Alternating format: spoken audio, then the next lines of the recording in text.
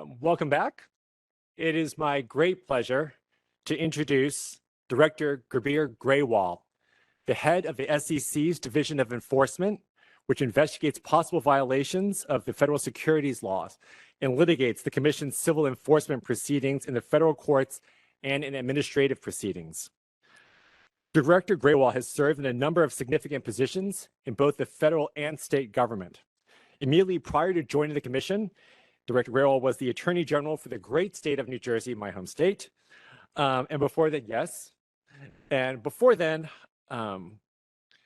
served as the Chief Law Enforcement Officer for New Jersey's most populous county. He also serves as the Chief of the Economics Crime Unit for the United States Attorney's Office for the District of New Jersey and worked in the Business Securities Fraud Unit in the Eastern District of New York.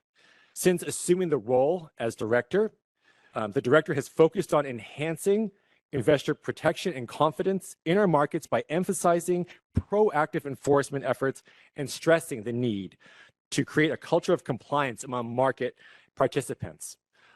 We are incredibly grateful that the SEC was willing to host this event and for the director for taking time out of his busy schedule to say a few words to us. So please help me welcome Director Grewal.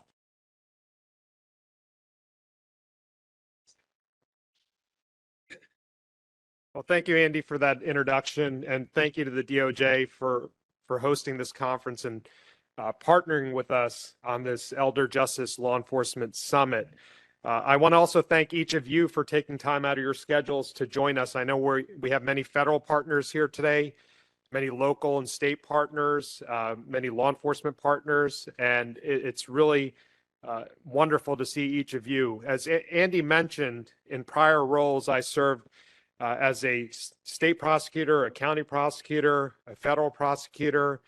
I was my state's attorney general, and in that capacity, I had oversight over not just law enforcement authorities, but also our state's Division of Consumer Affairs, where through those positions, I learned firsthand how hard each of you work, how hard each of you in this room work to protect so many vulnerable communities in our country. Whether it's the elder population, whether it's other targeted communities, it's each of you who are very much on the front lines. You're the ones who are dealing with victims when it comes to elder victims who've been the victims of physical abuse, who've been the victims of emotional abuse, who've been the victims of financial abuse. You're the ones answering the call when it's a grandparent who's suffered and become the victim of a grandparent fraud, one of these grandparent schemes where they've been tricked into sending their last dollars to someone they think is holding one of their loved ones hostage, people taking advantage of that vulnerability. And you're the ones who have to go not just unpack what happened, not just figure out where their money went, not just try to get that money back, but also to comfort a victim at a time of incredible grief and stress.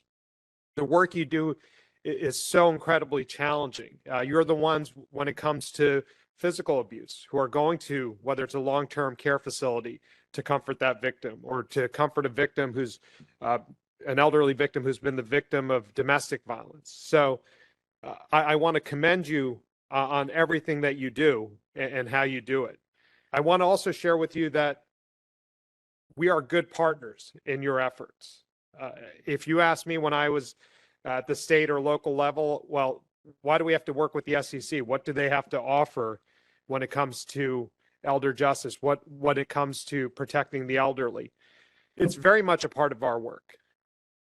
Putting aside the securities label, our focus is not entirely on Wall Street. It's not entirely on big broker dealers and investment banks. The most important cases we bring in many cases are the ones where we're targeting those Ponzi schemers, targeting those who are engaged in offering frauds, targeting those who are targeting our most vulnerable communities. And we have such a depth of expertise here in figuring out what happened, where the money went, who did what to whom, that we do a lot of cases in parallel with our criminal partners. We do a lot of cases where our criminal partners bring their authorities to bear and we bring our own authorities to bear and get meaningful relief that sometimes may not be available as quickly in the criminal setting. For example, we oversee and investigate matters involving registered representatives, broker-dealers, or financial advisors. We have brought cases in recent years where a financial advisor has taken advantage of a 97-year-old client and somehow convinced that client to sign over authorities and power over certain accounts to that advisor, and then stolen millions of dollars from that advisor's account.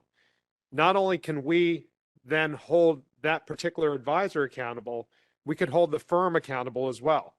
We can make sure that that firm puts in place policies and procedures and other protections to make sure that doesn't happen again.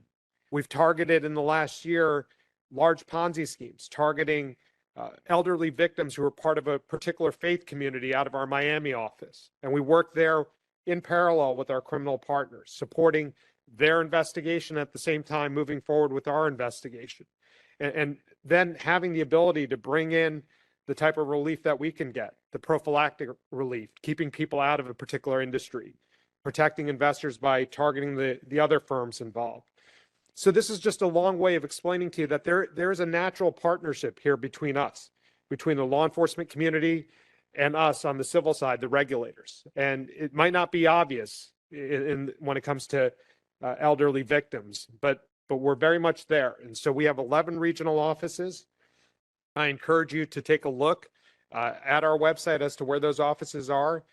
Reach out to our local regional directors. We want to engage with each of you. We want to support your work, and we want to help you do the type of work that we know we can all do collectively to proactively work to prevent abuse of elderly victims, and then work proactively to make sure that we're reaching out to victimized communities. Because the other part of this is, and this is where you are the boots on the ground, we're developing that trust with that victim.